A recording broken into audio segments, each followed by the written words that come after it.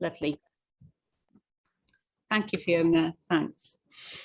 Okay, so welcome to the Audit and Assurance Committee, the Final Accounts Audit Committee, it's known as, but I know we do have some additional items on the agenda today. But welcome to the Audit and Assurance Committee on Friday, the 10th of June. This is obviously done partly in Dusky and partly remotely. So hopefully I can see people's hands. I can certainly see those in the room, and hopefully it'll all work well. Can you actually see us? Because it's one of the things that I wanted to ask at the beginning. Yeah, you can see us. Okay, if you can't hear at any point or there's a problem, then stick your hand up or shout if you want. If you can, please. Okay, so preliminary matters. Welcome to a couple of people. Matt, I couldn't recall whether you'd attended an audit committee before. We had a mixed vote here on whether this was your first audit committee or you've been before. So so I'll welcome you a second time if you've been before. So welcome to Matt, who's the Engagement Director for HEIW. That's right, Jill. Diolch yn fawr. Nice to join you all this morning, and it is my first HEIW audit committee, Jill. So it's lovely being here and seeing you all on the screen this morning. Okay, thanks, Matt. And welcome. Oh, we got it's just muted. We can hear it to the telly. If you mute yours. Yeah. Looks like we've got multiple mics on at the moment. Just have a look.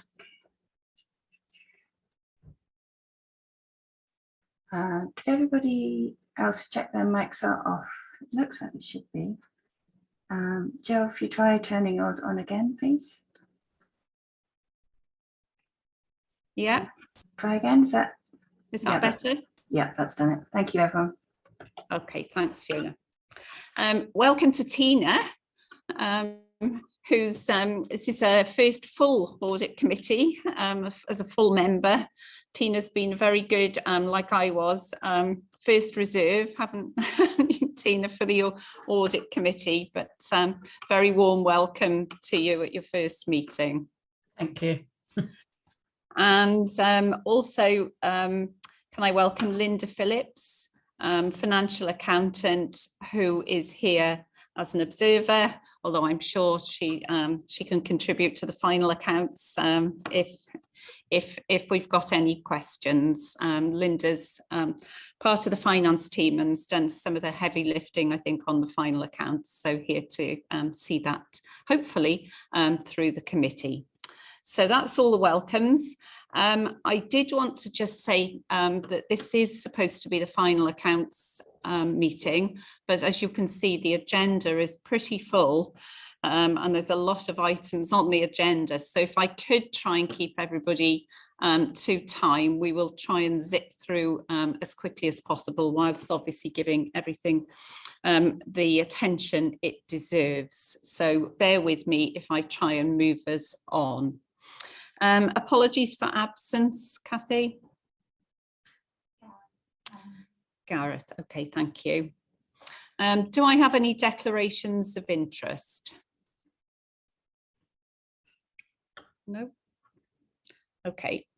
And so if we move to the draft minutes from the meeting on the 5th of May, and if I go through in the first instance for accuracy, so page 1, 2, 3, 4, 5, and 6. Is everybody happy that they are an accurate reflection? Yes. Thank you. And if we move to the action log. David, are you taking this?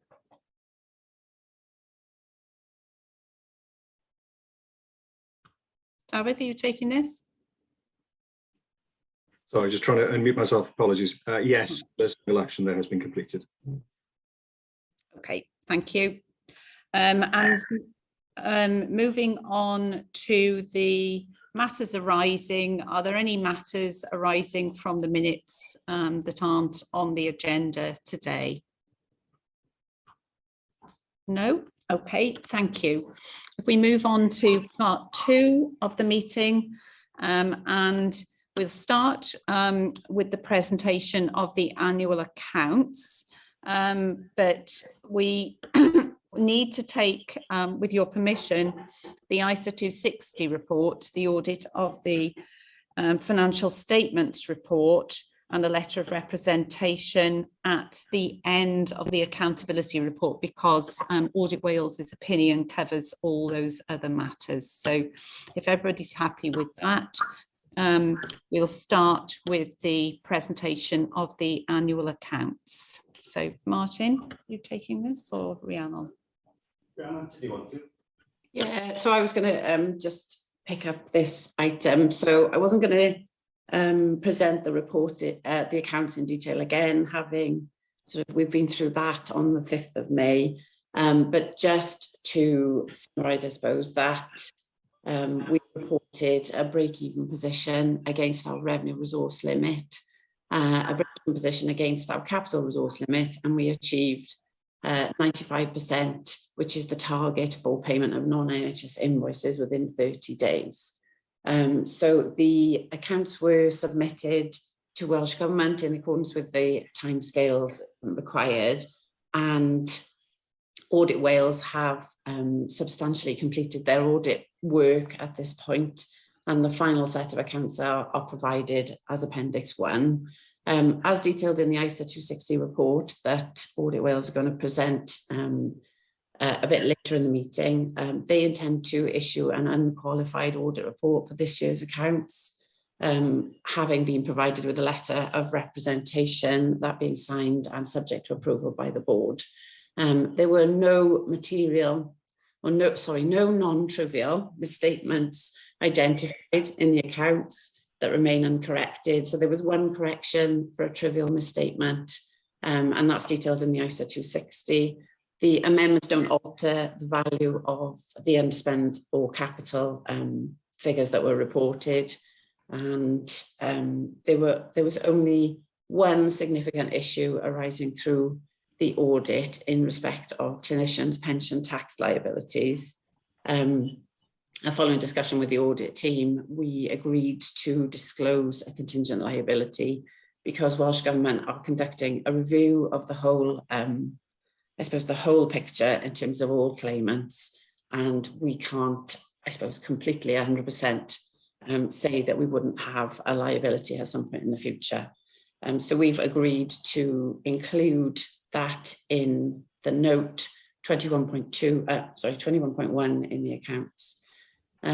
So the proposal is for Audit and Assurance Committee to recommend the 21-22 annual accounts for approval, and I know that will be considered by the board in the meeting on Monday. And that was all I was going to run through, really. Thank you, Rhiannon. Thanks for that. Has anybody got anything that they want to add to that? No?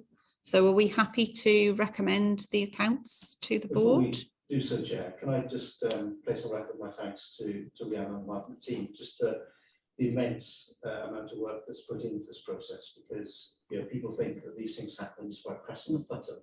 It requires a lot more thought and analysis than just that. I'd also thank our colleagues in Audit Wales for their engagement, and this has been turned around pretty quickly, actually. Yeah, it has. Thank you very much, and very well said. Thank you, John. I'd like to add my thanks as well to the team. I mean, it's a very tight turnaround, and we achieved, I was going to say we achieved it with plenty of room to spare, but I'm sure that was burning the midnight oil on a few occasions. But thank you very much indeed, and also I should say for hitting hitting the targets as well, which we tend to take for granted, but they are incredibly important. I know that. So thanks, Rhiannon, Martin, Linda, and perhaps you could pass that on to colleagues. Thank you. So we'll leave the ISA 260, Helen, Matt, if that's okay, and keep your powder dry until the end. So duly noted and recommended to the board. So if we move on to item 2.2, the annual accountability report. So David, are you taking this? I am. Diolch yn fawr iawn, Cadeirydd. Felly dyma'r adroddiad atebolrwydd blynyddol. Mae'r adroddiad yn rhoi amgylchiad o raglen AGIC mewn perthynas â threfniadau llywodraethu'r bwrdd. Mae yna 3 rhan i'r adroddiad. Yn gyntaf, y datganiad llywodraethu blynyddol, yn ail, yr adroddiad taliadau a staff, ac yn drydydd yr adroddiad archwiliad ac atebolrwydd Senedd Cymru. Bydd aelodau'r pwyllgor yn cofio i bod nhw eisoes wedi ystyried fersiwn drafft o'r datganiad llywodraethiant blynyddol ac bod hwnnw wedi cael ei ystyried yn y cyfarfod o'r pwyllgor ar y 10 o Ebrill. Ers hynny, da ni wedi derbyn sylwadau gan aelodau o'r pwyllgor ynghyd gan ein archwilwyr ni a Llywodraeth Cymru, a bod y sylwadau hynny wedi cael ei ymgorffori yn y fersiwn terfynol o'r datganiad llywodraethu blynyddol.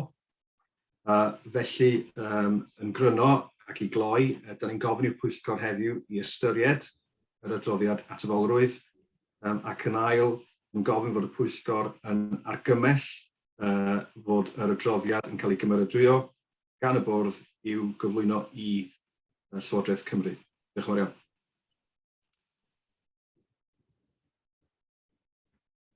Okay, thanks, David. Thank you. Okay, so we've had a look at this before in draft, so obviously happy, subject to a couple of questions that I've got.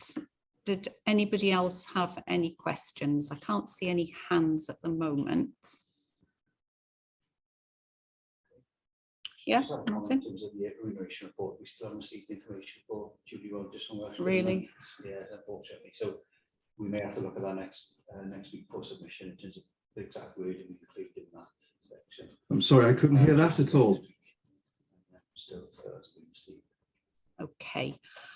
On that now, we've been doing this for 3, presumably it will still apply next year with Julie's change of circumstances. Probably not, it's a new movement, so I do need to look at that in a bit, Yeah. but it may resolve itself, but it's certainly not satisfactory. Okay. Jill, apologies, I can't hear. I I don't know if it's just me, but I couldn't hear Martin's comments at all.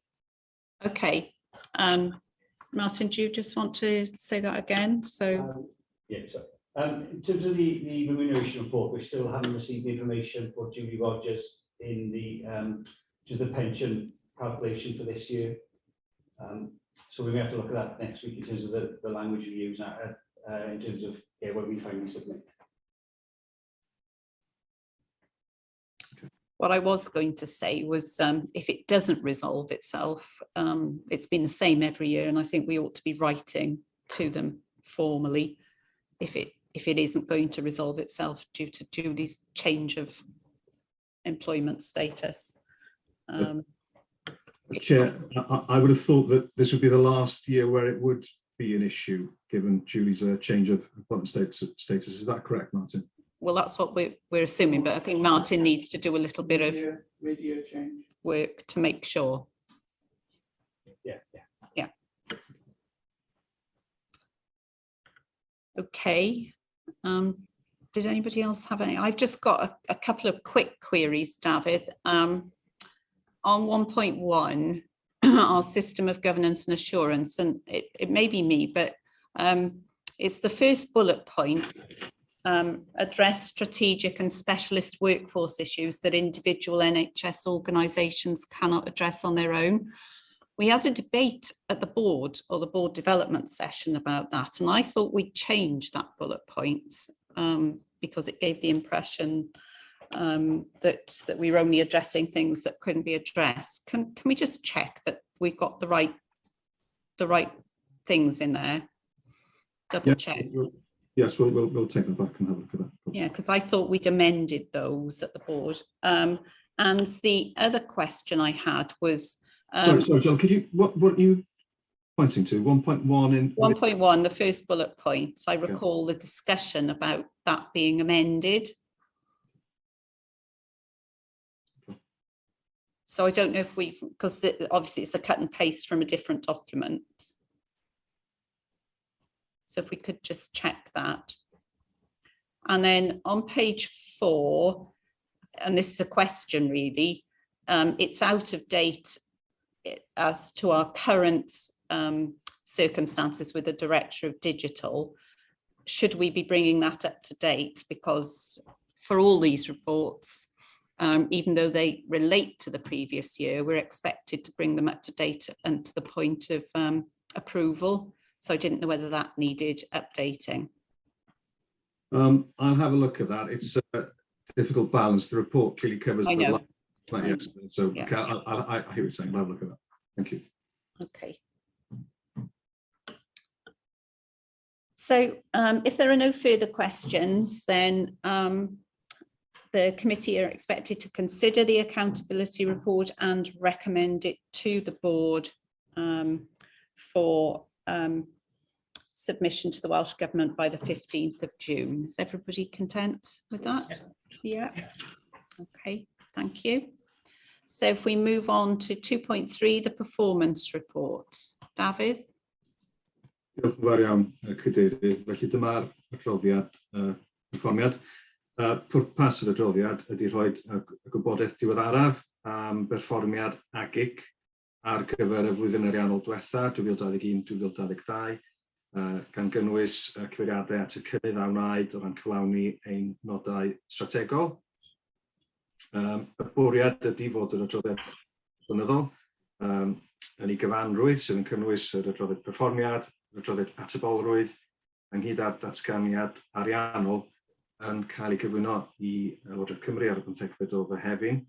Felly, da ni'n gofyn i'r Pwyllgor i ystyried yr adroddiad ac argymell fod y bwrdd yn cymeradwyo'r adroddiad perfformiad ar gyfer cael ei gyflwyno i Lywodraeth Cymru. Diolch yn fawr iawn.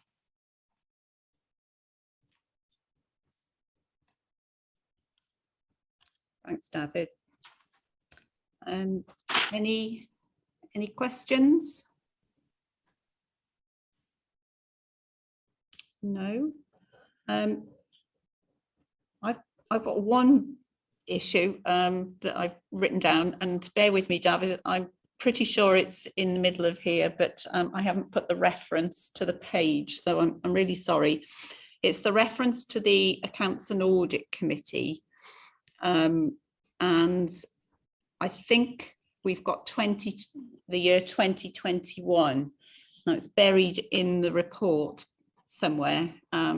So I'm really sorry I haven't written down the reference, but I wonder if we could just check that. Yes, of course. If it's there, I apologise, but I'll do a control search and locate it. No problem. Thank you. Apologies for that. I should have written down the reference. So. No, thank you for highlighting. We'll look into that. Thank you. Yeah. Any other comments?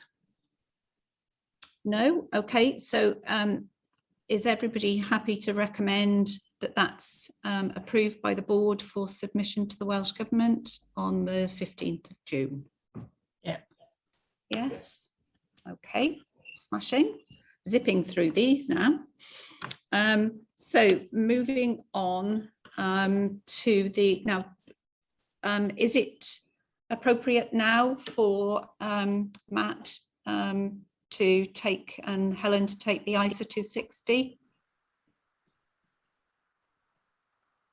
Yeah, thanks. Yes, Jill. okay. Perhaps you could go through that then. Thank you. I'll take you through that Now, if that's okay. Nobody here, Matt. I'm No. struggling to hear Sorry, you at Jill, the I lost moment. you there. You're breaking up. Can you hear me now? A bit better. Bit better. You can hear me now, yeah? Yeah. Yeah, okay. I'll continue if that's okay, but do wave if it breaks up again. Thanks, Jill, and thanks for rearranging the agenda as well. I think, as you mentioned at the start, it made sense to rearrange things and for us to come in at the end, really, once you've considered all the relevant aspects. Obviously, Rhiannon's taken you through some of the key messages already in terms of the outcome of the audit and the impact that's had on the accounts, so I won't spend too much time, and I'll assume members have read the report. But basically, the report summarises the main findings arising from our audit of your draft financial statements. And as you'd already referred to earlier around the tight timescales involved, we're also grateful to Rhiannon Martin, the finance team, and other officers at HIW as well in terms of their assistance and cooperation. It is a time pressure period for us all, and we're really grateful for their help over the last few weeks, especially also in the context that we're continuing to meet like this remotely. And we've also trialled some new software this year, which I think has been particularly beneficial to us, and we'll reflect on that with the finance team once the dust has settled on this year's accounts to inform that pilot going forward. As I mentioned, Rhiannon's probably stolen my thunder in terms of some of the things I wanted to cover, but high-level summary really is that the report you've got before you today is a positive report, reflecting the fact that the draft accounts were produced to a high standard. The Auditor General intends issuing an unqualified audit opinion, and that's set out in Appendix 2 of the report. Once you provide us with the letter of representation, and that's contained within Appendix 1, and that letter reflects standard representation, so we're not seeking any additional representations this year in relation to the audit. Rhiannon's already touched on the clinician scheme pays element and the need to include a contingent liability disclosure, so I won't go into that. But I suppose in terms of teasing out some of the other aspects of the report you've got before you today, if we can just refer you to paragraph 13 on page 6, I think the key message really is it's pleasing to report there are no uncorrected misstatements contained in the audited accounts, and the minor corrections that have been identified are summarised in Appendix 3. And as Rhiannon mentioned earlier, largely presentational, and they don't impact on your reported outturn for the year. The only other element really to draw your attention to is Appendix 4 that we've not covered, and that contains 2 recommendations to help further strengthen your arrangements going forward. One around identifying disposed or obsolete assets and recognising potential recognition of intangible assets going forward as you develop platforms and portals. So things to keep under view, and we'll follow up progress in implementing those next year. But I think the positive thing from our side is that those recommendations have been accepted by officers. So to conclude, Jill, a positive report, and once you provide us with the approved accounts and the letter of representation, the Auditor General intends certifying them and will look to submit them to Welsh Government and lay them the same day with the Senate, I think a week today. So I'll leave it there, Jill. Once again, happy to take any questions. Thank you very much, Matt. And any questions? No, I mean, I was musing when I read it, Matt, that this was an ISA 260 that I would have been pleased to receive, and certainly not one that I gave out very often. I think it's a very good, clean bill of health, and I think reflecting on the work between the team and the audit team has been really, really good. Again, I think it's going from strength to strength. That's not to say it's cozy, but obviously, you know, this is an excellent piece of work, and very pleased to compliment everybody, I think, on the hard work that's gone in. So thank you to the audit team as well as the finance team for it. And I'm sure that the team will take on board the recommendations in the ISA 260. So thank you. Thanks, Jill. Okay, if there's no further comments, then we've noted the report and we recommend the ISA. Oh, Jill, can I just one clarification? I think Matthew referenced filing a week today? I thought it was the 15th, just double checking. Sorry, David, are you talking about laying the accounts and submitting them to the Welsh Government? Gotcha. So it's the filing PDF. Yeah. Oh, thank you. Yeah. Okay.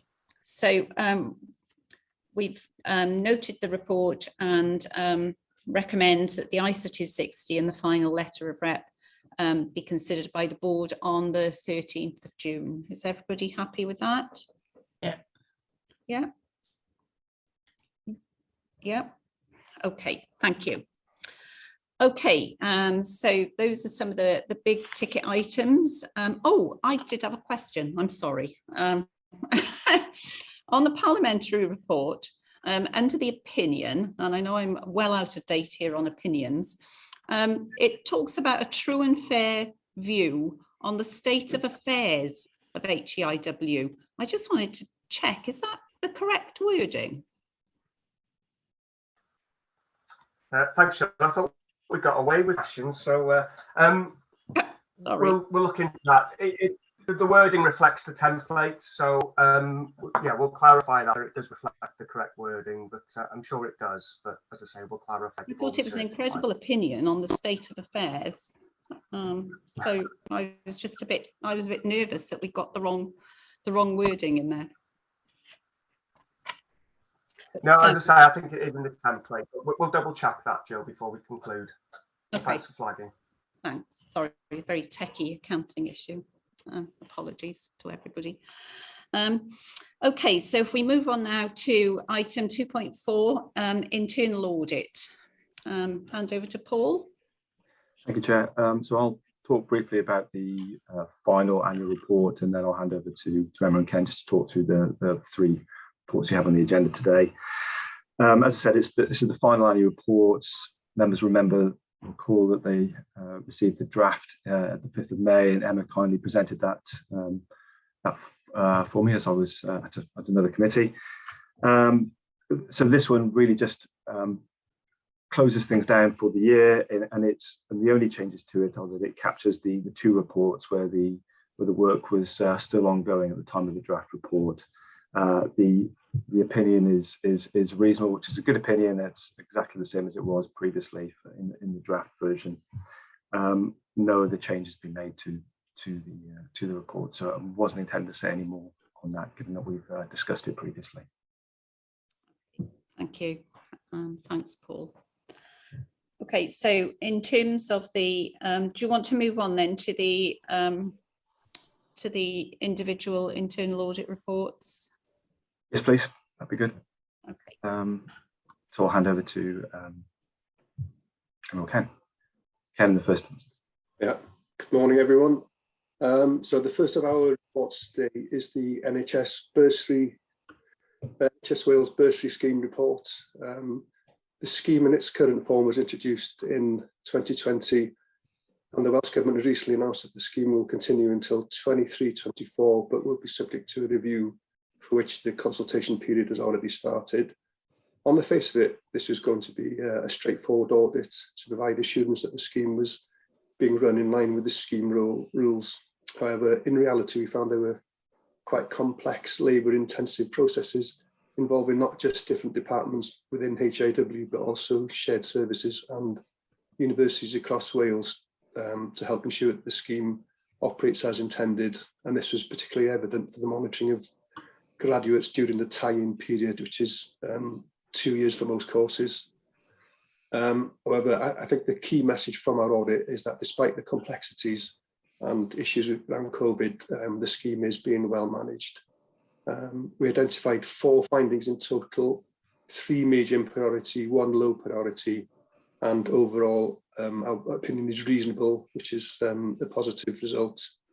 So happy to take any comments or questions from the report. Okay, thanks. Thanks, Ken.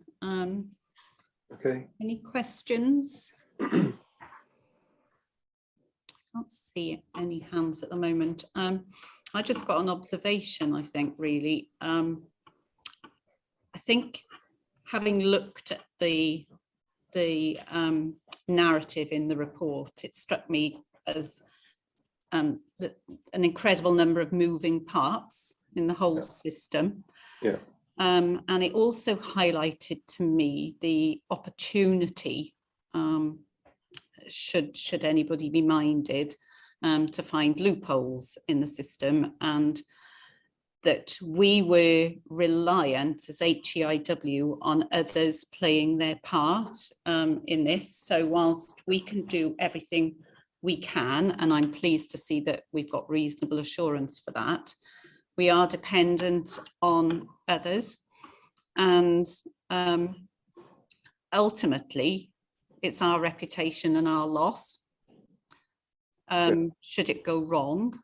And so whilst I'm happy to accept this as a piece of work on our own part, I'm still a little I suppose questioning about the whole process and the loopholes in that. And I think probably something for the audit committee to consider, along with internal audit and counter fraud perhaps, and going forward. So I think I'm happy with the report, but I'm what it's done for me is highlight that there are significant loopholes and weaknesses in the system that we could be at risk from, if that makes sense. So I think I'd want a conversation probably, and I think Rhiannon and Martin, I don't know whether you want to come in, but certainly I think we could pick it up at the next audit committee in terms of an opportunity perhaps to look at the way all the parts work together. Jonathan, did you want to come in? Yeah, thank you, Chair. I would concur with that. I think that would certainly be a very useful way for the audit committee perhaps to reflect on the findings and the support and what that, not just what that tells us, but what we can do. I'm sorry, Chair. I can't hear John particularly well. I'm sorry, John, if you could speak up. Should be better around your computer. Yeah. Should we all? If you shut your computer down, we should be able to get the audio from the screen. Yeah. I think the audio is working, it's just on mute. If we come out of Teams. Sorry, I can't hear what's being said. We're in Zoom. Or if you come out of Zoom. You close them down. I need the papers. You can keep the papers, just close Zoom.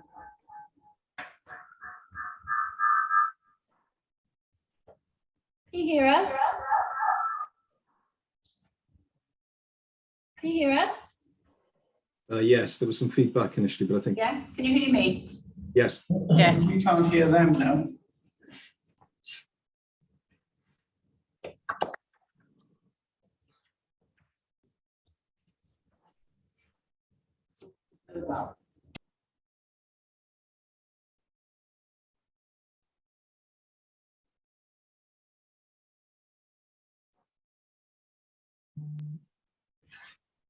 Can you hear us? Clearly. We can't hear us. We Yeah. can't hear them. Yeah, I can hear you.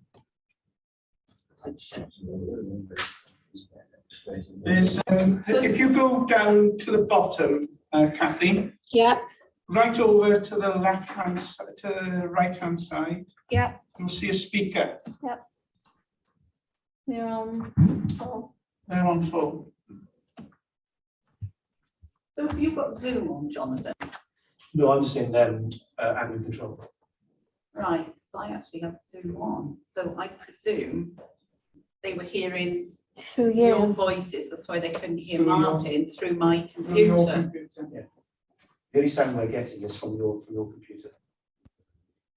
Right. We can close it down and rejoin and see if that works. Just doing so well on time. Davies, can you not hear us at all? I can hear you clearly. I think we can all hear you very clearly. David, can you hear me okay? Yes, now. Yeah. Okay, right. Okay, all right, back to where we were. John, then Tina. Lost my train of thought now, Chair. I was just saying that it's a thorough piece of work. I welcome the document, and I think in using this information over the next 12 months, I think it would be useful for us. I would agree with your points, Chair, that we can think about how we can refine some of this work, and clearly bursary scheme is one example, perhaps, where some focus of our attention would be useful. The question I was going to ask, and I know I've cited this before, but it just struck me. I wasn't aware as to how the objectives had been drafted and where those objectives had been agreed. Okay, Rhiannon, Martin, you can probably help here. We met early on with Ken and Jeff to outline these, but I say it was difficult because of the scope of HAW's role in this and where we link in with shared services. I don't know if we need a sort of overarching one. I think so. Focusing on our work, because our element is almost as a result of what's been done elsewhere, isn't it? So I think it obviously serves a purpose for what we do, but it probably is a bigger piece of work that he's doing to encompass it. I'm just wondering whether, in terms of the objectives and the way that they're set, do they need to be more precise, for example, to ask more precise questions, or are they captured in a broad way for a particular purpose? It was a difficult area, I think, to capture because of the scope of it, I think. Tina?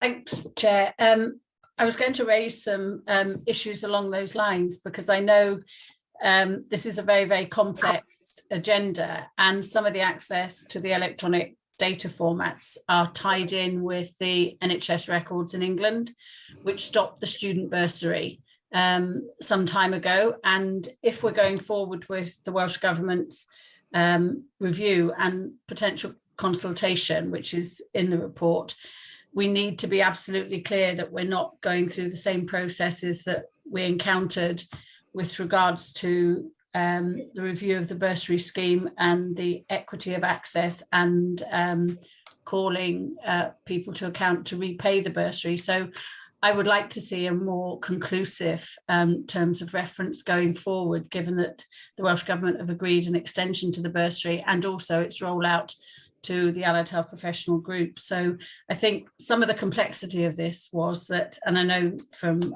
historical ways of working on this, that it wasn't for HIW initially to take on board, and as a consequence of that, the fact that Northern Ireland and Scotland continued with the bursary, but England stopped it, and we were tied into the student records from that perspective, meant that we were on catch-up. But I do think that a tightened terms of reference going forward to enable us to review this would be helpful. And I just wonder, Chair, whether the Education Commission and Quality Committee could also be involved in this work to that level. Thanks.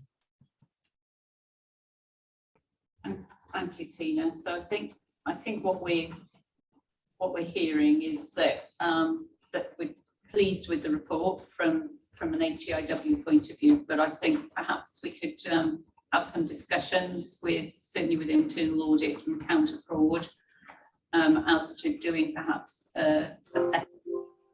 Rhiannon, if that's, oh, you've got your hand up. Sorry, Rhiannon and Paul. I don't know who had their hand up first. Rhiannon did. Rhiannon. Thank you, Paul. So I think the objectives make, I suppose, sense to me in terms of what is the part of the system that HEIW has control over. And I think, clearly the bursary is a Welsh Government policy, but we are required to operate the terms of the tie-in and make sure that any money paid is recovered if anybody isn't compliant with the terms of the tie-in. But I think the recommendations, so in the recommendations, there's a clear sort of, I suppose, request to say we need a better mapping of the entire system and better agreements in place between the different organisations to make sure that this all works well together, and that we have tightened up all of those loopholes. And I think some of this was created because when I suppose the bursary system was in shared services, it was all part of one organisation, whereas when we created HEIW, student awards stayed in shared services, and the bursary budget and I suppose operation of that, the payments made, came across to HEIW. So I think there is a piece of work to map all of the different parts of the system out and make sure that we're all operating the same controls, and that's clear in the audit report as a recommendation.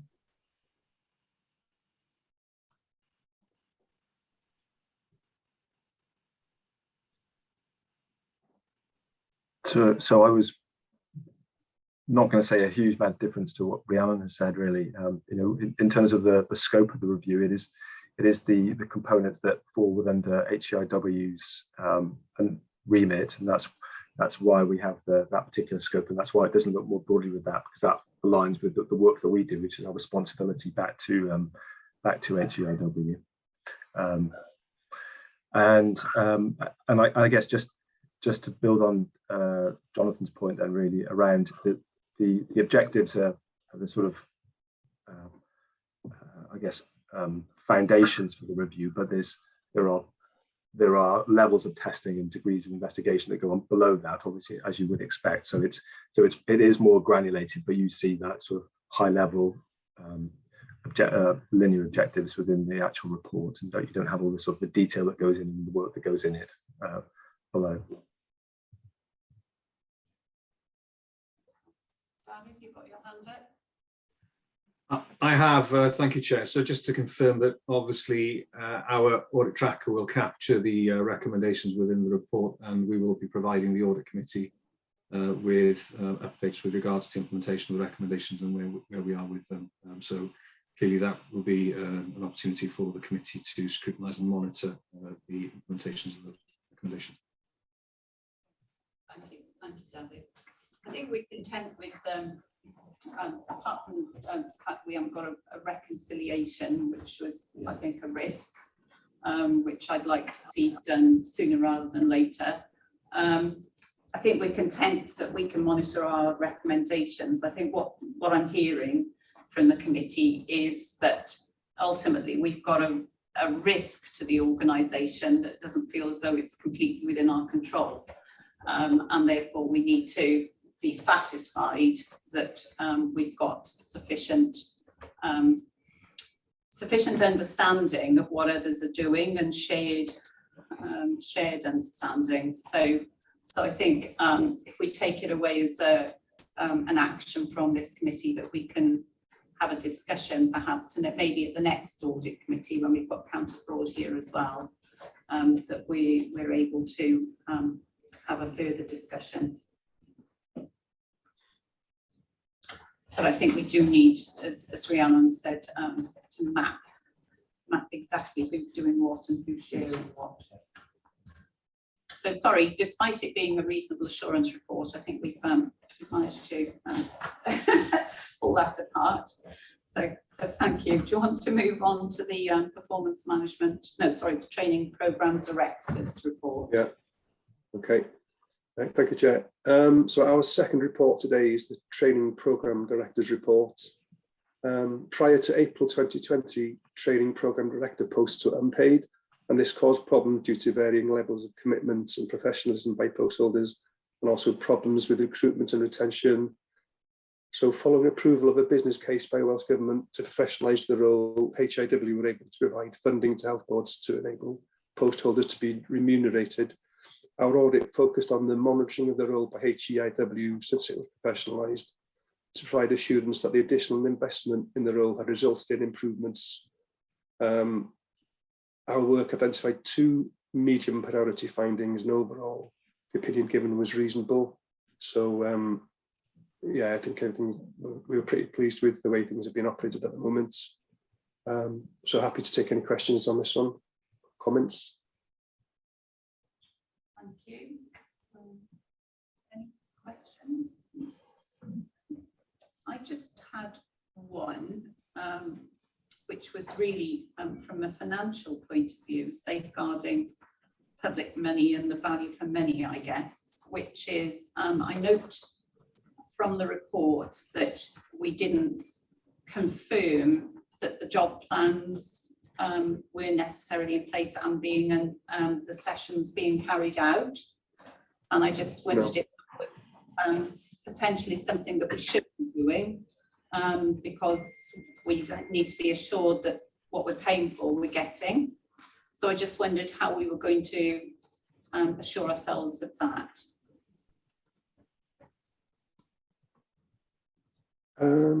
Well, yeah, we didn't test that, but for the consultants to be paid, the sessions have to go into their job plans, otherwise they won't get paid. So we'd need access to each individual health board's job planning system to do that. So that was really considered outside the scope of the audit at this time. Okay, so for me, that's a fundamental flaw in the system. So we can be sure that we're paying. We can't be sure that it's in their job plan. We assume it is, but we have no idea whether that's actually being undertaken. Is that where we are? Yeah, I would say, like I said, if people are appointed to the post and they don't get paid, I'm sure they'd raise an issue. I think for me, Rhiannon, there's something in terms of us gaining assurance over that expenditure that still feels like it needs closing down. Jeff, there is an additional point. Yeah, absolutely. Yeah, just one further point. I think just to place on record, Chair, that obviously when looking back at that, I think should be all right as well. Past year, and if we look at those areas where we have used assurance and appraisals, for example, we were in the middle. Well, we were coming out of a pandemic, or certainly still in the pandemic. So I think although we've got reasonable assurance. 4 of those areas as reasonable and 3 as substantial, I would expect 12 months hence to see an improved position. But they, even gaining reasonable assurance during what has been a very difficult period, we can take some comfort. Yeah, I think we can. I think that's absolutely right. That it's a better version than I think we could have expected in terms of. So the system's all there. You're right, we would expect more, but I'm still concerned about the ultimate test, which is it happening? Yeah. What are we paying for? So I think that needs closing down for me. Chair, can I just add in at that point that for the last few years, job planning has been stood down within the health boards as well. So had we gone and looked for the job plans, we probably wouldn't have found, not that, as Ken, not standing what Ken said about the fact that they are owned by the health boards, many of them haven't been updated for a number of years as they were stood down during the pandemic, and most health boards compliance rates on job plans are quite low at the moment. So something we'd hope would pick it back up in the next few years and obviously hopefully reflect these sessions that they're doing on behalf of HOW. Should I share my screen now? Is that right? And I can just show you. Yeah, and more about, I don't disagree and I understand that completely. And Chair, did you want to come in? Sorry, that was just the point I was going to make. There were several processes stood down, including the appraisal processes were reintroduced for these consultants, and many of these consultants were also on the front line. They were teaching whilst and training and organising whilst on the front line. So I think there are many processes that are peculiar to this last 12, 18 months that might have affected the way we could get assurance. Yeah. So I think going forward, it's certainly a loophole that we would want closed down. So thank you for that. If there's no further questions, can't see any further hands. Let's move on to the performance management and governance arrangements. That's me taking that one, Chair. So I'm going to take the report as read by everyone, so I'm not going to go into a huge amount of detail on it. So we've looked at performance management arrangements for the last few years within the organisation, but this year we sort of delved in a bit of a more focused area, and the review focused on the service reviews that are carried out either annually or biannually in each of the directorates and departments, and how that feeds into the assurance framework. As you can see from the report, it is a substantial assurance report. There's one medium priority finding, and that's just really around enhancing the processes that are already in place. So as these service reviews are carried out, there's a template set of slides that each department is required to complete. What we did see was some inconsistencies in the way that was happening, and how some improvements could come through in those. For example, having risk scores captured in all, as some were doing it, some weren't, some were using RAG ratings, some weren't. So we just felt that they could just be enhanced so that those receiving the service reviews are getting a complete picture and can make those direct comparisons across the directorates a bit more easily. The other recommendations were low priority. One was around good practice, really, that we'd identified within the digital team that we thought could be replicated across the other teams. And again, it was around just enhancing existing processes around the action logs that come out of the service review meetings, just to capture in a better way who's responsible for those actions and when they're going to be doing them. So overall, a really positive report, and happy to take any questions. Thanks, Emma. Any questions? It's good to see substantial assurance and consistent as well. Yeah, exactly the point. We like these substantial reports. We'd have more of those. That's great. but yeah, should say thanks to the team for this, because those service reviews I know are in place and appear to be working really well. So so very well done to the team for getting that system in place.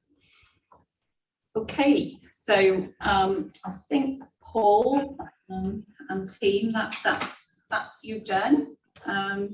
So we're asked to note the report and the head of internal audit opinion and the 3 internal audit reports that we just considered. Everybody happy with that? Yeah. Yeah. Thank you. Okay, moving on to 2.5, the Procurements Compliance Annual Report. And who is presenting that? Is that Janine or who's if it's okay, Chair, it's Christine, and I'll actually report on the annual report, but Janine will pick up on the quarterly report. All right, thank you. Okay, the annual report on this occasion, because we requested in the last annual review back in October, November to align to the new financial year, there isn't, and also through obviously subsequent quarterly reports, there isn't actually anything in this annual report that hasn't already been presented to the Audit Committee. The register itself has actually been withheld because there's a couple of matters that Ginny and I have been working on in terms of investigating that have been actually thrown up through the new processes that we've put in place, and we wanted to make sure that we were presenting a complete record, and I'm sure Janine will come on to that one later. In terms of obviously looking through the cover of the report, the Appendix 2 in particular, if you look at the detail in terms of the volume of SQAs and STAs that has previously been presented is now actually outweighed in total by the actual number of contract change notes and extensions. What that actually demonstrates is that there's a more effective use of the contracts and the management process, as opposed to traditional kind of behaviour that we've seen, where there's a less of an understanding of how contracts operate, and rather than have the ability to call off under an agreement, there's a behavioural issue that I see across NHS Wales organisations, where they'll submit an SQA or an STA not realising actually the contract they already have has flexibility in it.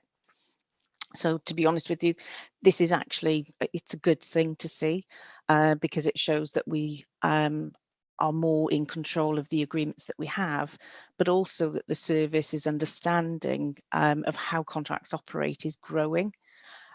So overall, as I said, there aren't any matters in there that haven't already been presented to Audit Committee and queried. So I'm happy to take any questions in terms of the presentation of it, and if it's anything obviously more recent, then Janine will pick that up in her quarterly report. Thank you, Christine. Thanks for that. As you say, we've seen these before at the Audit Committee. Have we got any questions? I suppose my only question as the author of the annual report is, and we've commented on it previously, I think, is the number of single tender actions, which I think is quite excessive in places. I know we're a unique organisation, so therefore there may only be one supplier for some of these areas.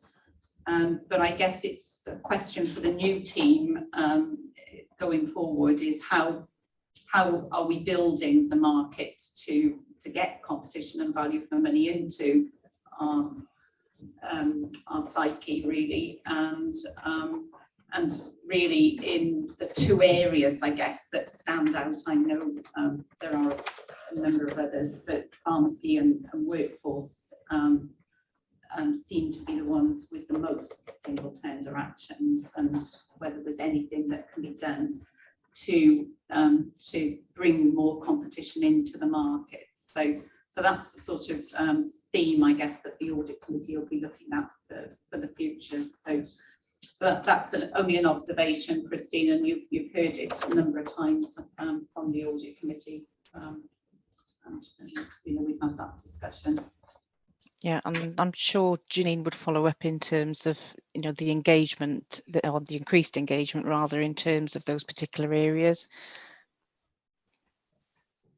Okay, so we're asked to note the report for assurance on the annual report. So if you're happy with that, before we move on to 2.6, the compliance report for June. Thank you, Chair. I will be presenting this on behalf of Lena, who also is on the call with us today. So I will be presenting the WHO Procurement Compliance Report for noting by the committee today. I do apologise for the typo within the first and second page, which refers to the 1st of April 2021. This report will actually be for the 1st of April 2022 to the 27th of April 2022. So I apologise for that. I'll be presenting to you activity that has taken place during this period, which has been 1 contract extension and 2 change control notices, which will be picked up in Appendix 1. And then I'll also be touching on 2 file notes under other matters there that have been picked up under Appendix 2. Before I move on to the appendices, I wish to raise a matter, Chair, with regards to the Procurement Improvement Action Plan, which we referenced during the last Audit Committee that the procurement attended in April. And within that, there was consideration that all matters were now closed. And in fact, at that point in time, they were. And therefore, a follow-up report was requested for the next time that we are in attendance. And you will note via the appendices that there isn't a follow-up report per se, because what I wanted to bring to your attention, Chair, and to the attention of the committee is that I've now had an opportunity to review the Improvement Action Plan. And though I do consider that a number are closed, there are just a few I wish to reopen and to take back through a further review for the purpose of completeness. And so I do apologise that we don't have that closure report, but would ask for the opportunity to bring back to the July committee the Procurement Action Plan with my updates on my further findings, having reopened just a few of those actions. Thank you, Ginny. As an audit committee, I think we'd welcome that. Okay, thank you. I will make sure that that is back with you all in a timely fashion for July.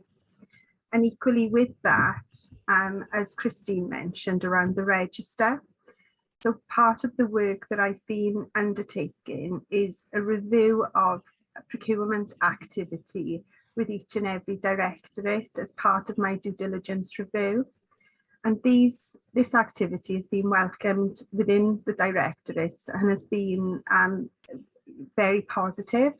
And as a result, we've had some really good conversations. And indeed, you picked up on one of the matters around STAs, because we've spoken to this with pharmacy. We still to have the workforce meeting, but I agree of the high volume. And so part of my review is around understanding why there's such a high volume and what we can be doing at this juncture now to influence the market and to engage with the market and to make sure that in future we can, if at all possible, undertake procurement exercises to open these matters up to the market. And when I'm in a position then to bring that back to committee, I will bring that back with information along with the registers with regards to the full review that I've undertaken.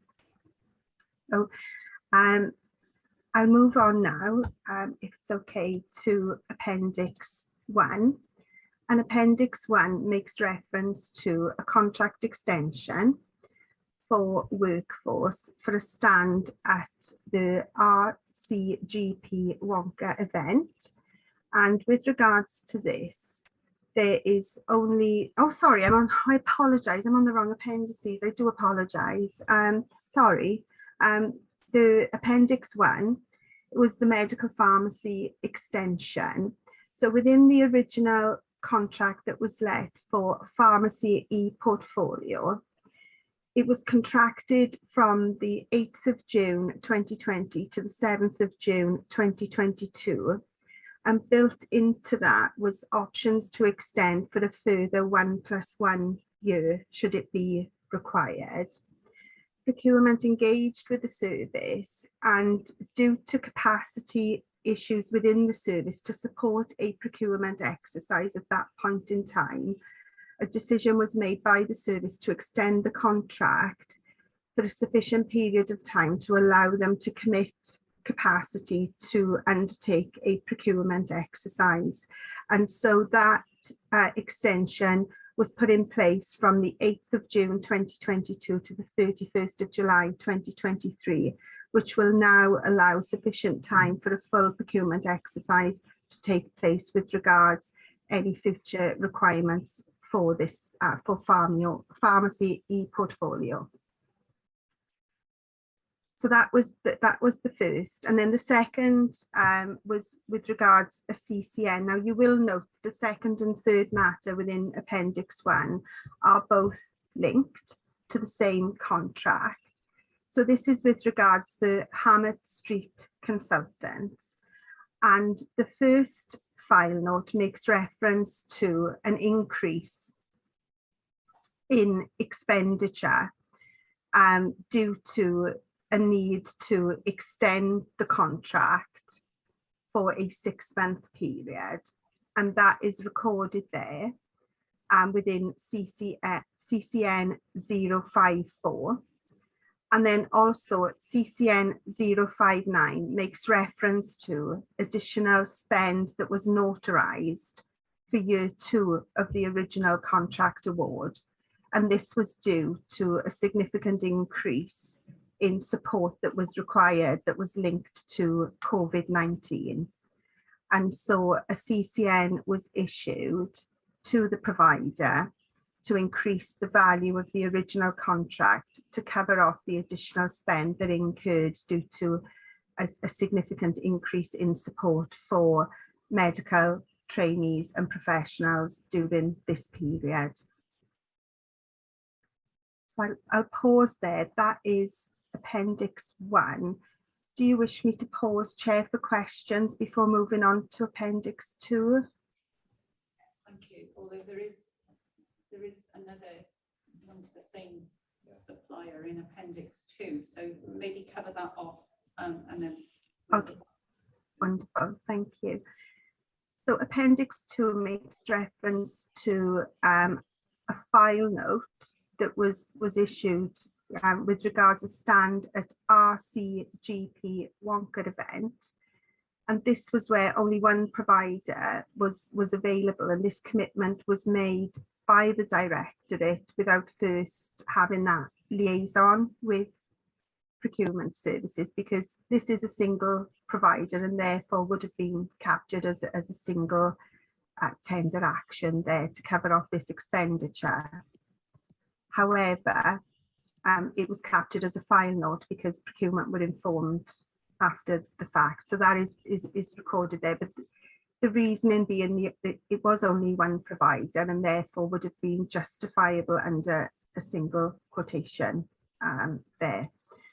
And then the next one then, as you say, Chair, refers to Hammett Street Consultants, and this is recorded as a file note for the purpose of endorsement by procurement services of activity that was taken with regards to this matter. So there is a matter that is quite detailed with regards an error that was picked up from 2020 with regards Hammett Street Consultants that is recorded within the file note.